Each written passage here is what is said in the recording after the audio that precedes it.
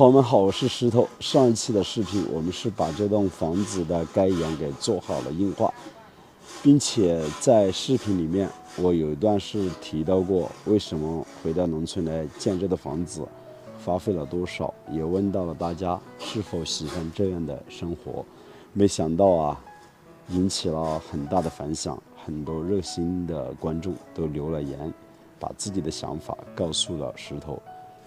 确实啊，在当下的这个社会吧，很多人还是愿意回到农村来过一些悠闲自在的生活。就像我一样的，84年出生的，今年是40岁，真的很想回到农村来过这样子安静而且又慢节奏的生活。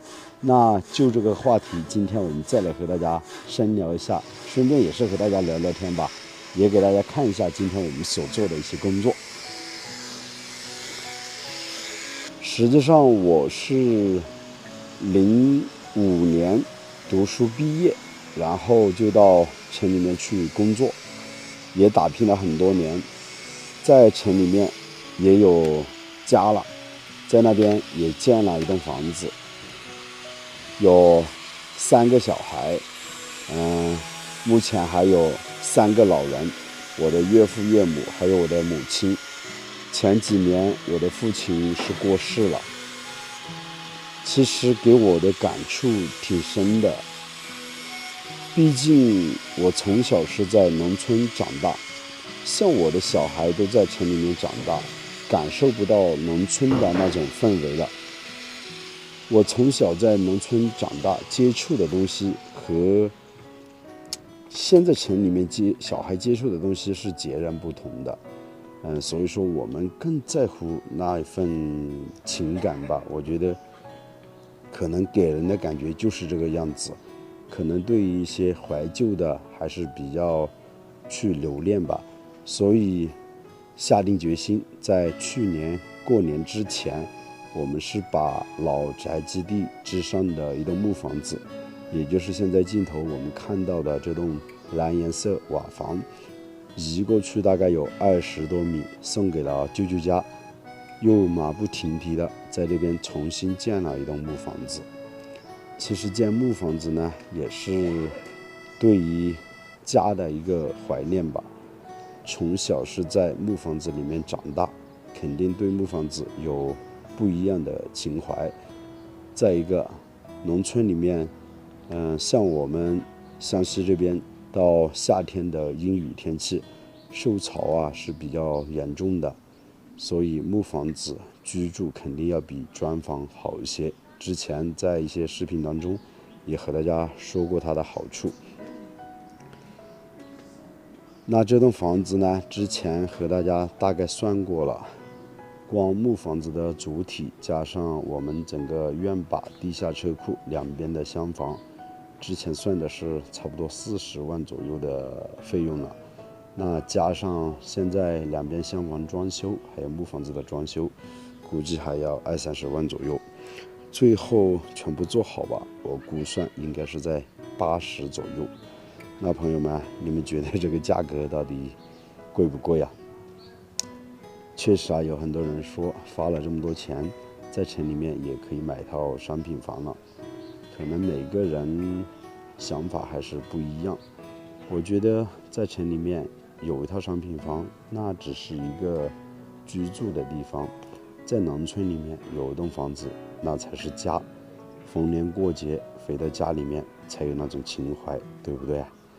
尤其像我们湘西这边，民风还是很淳朴的，基本上在农村里面，每家每户有些红白喜事，都一个村一个村的来帮忙。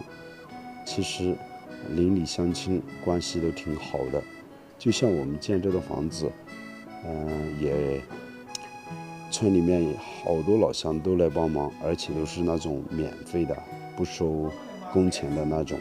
所以说也非常感谢大家这样热心。如果是一些老粉丝对我们比较熟悉的，应该还记得去年我们移这栋房子的时候，全部都是靠着人工抬过去的，大概30-40人呢。我记得那天啊特别的热闹，还有那天我们立房子的时候底下密密麻麻到处都是人，还撒了糖，撒了糯米糍粑，所以说我特别喜欢那样的一个场景吧。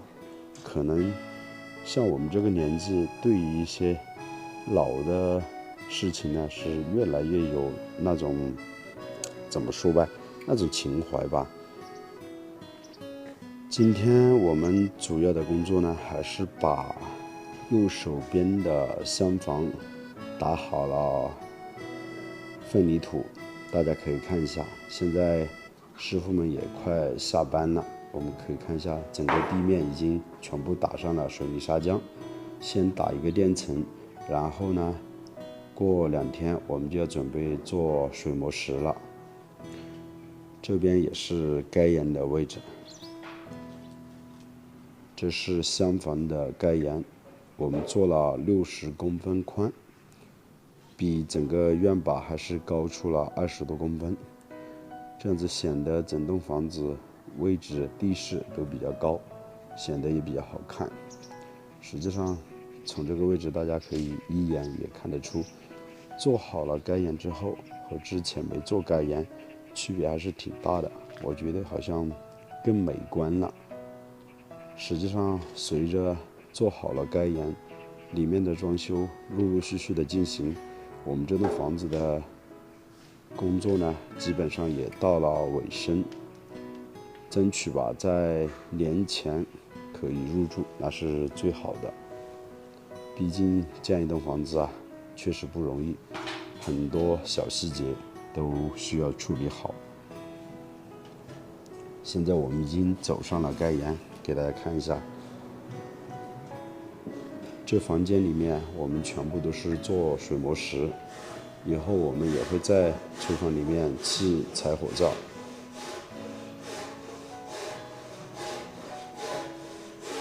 这个视频主要也是和大家聊天为主，边走边和大家说说我的心里话吧。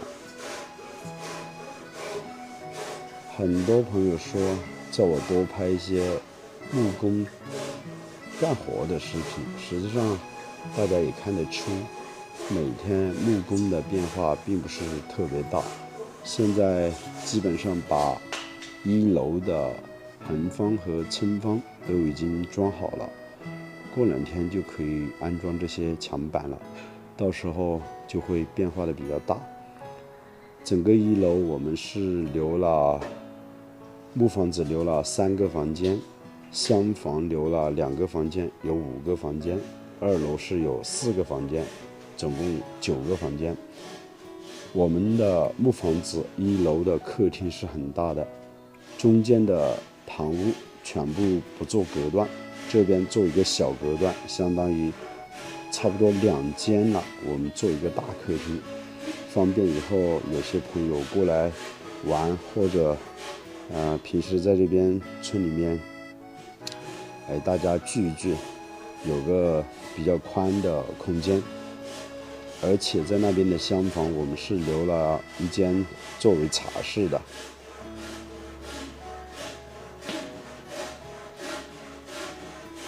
可以看到其他的师傅基本上都差不多要休息了，但是木匠师傅呢还有些工作没有做完，还继续把这些撑方给做好。继续开始我们的这个话题。朋友们，像这样的一栋房子，整个面积大概有600来平左右吧，也差不多1亩地。总共的费用刚才也给大家说过了，应该全部建好有80万左右。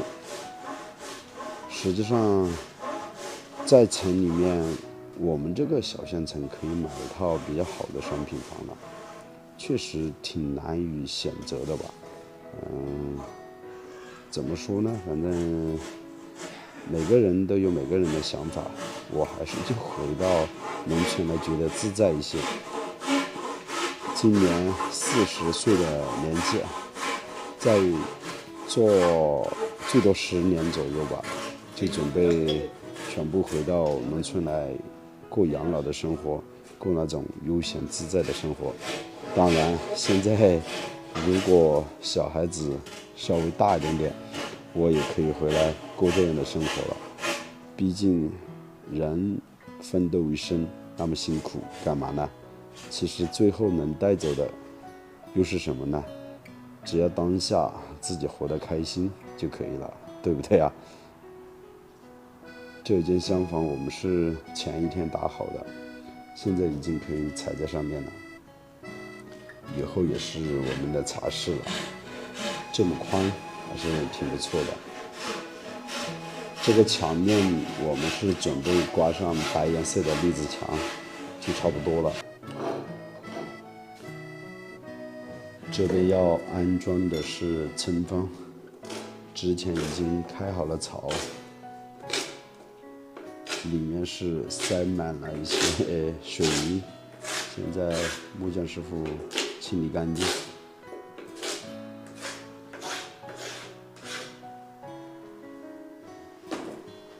我们来看一下这个大窗户，还是很好的。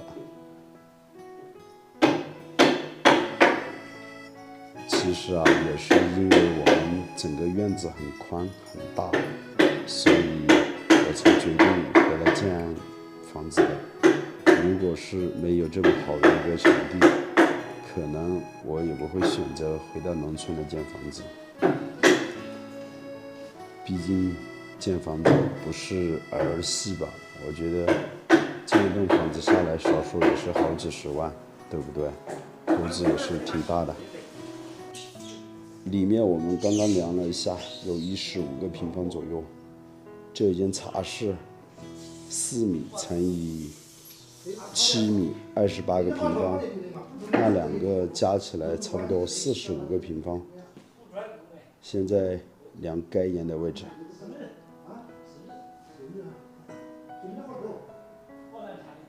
把这些全部量出来，然后就可以算得出水磨石需要多少材料了。那边的厢房已经量好了，总共是60个平方。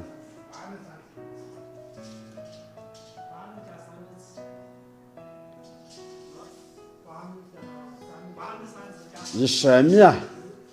你什么呀？你什么呀？30米的间嘛，12米，宽度是12米，乘以1.5米吧，15个，17个平方左右。刚刚是105加上15个平方，那就是120个平方，再加两边该沿的出沿，也就是厢房的该沿，两边加起来的话，差不多10个平方左右，130个平方总共。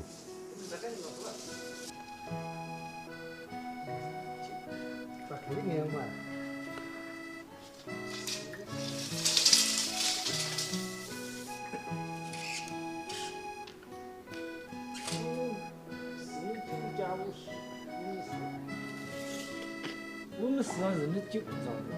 朋友们啊，如果换作是你，你愿意花个几十万在农村里面建一栋房子，过着悠闲自在的生活吗？欢迎大家评论留言。好了，我是石头，这期的视频也就为大家分享到这里，我们下期视频再见，拜拜。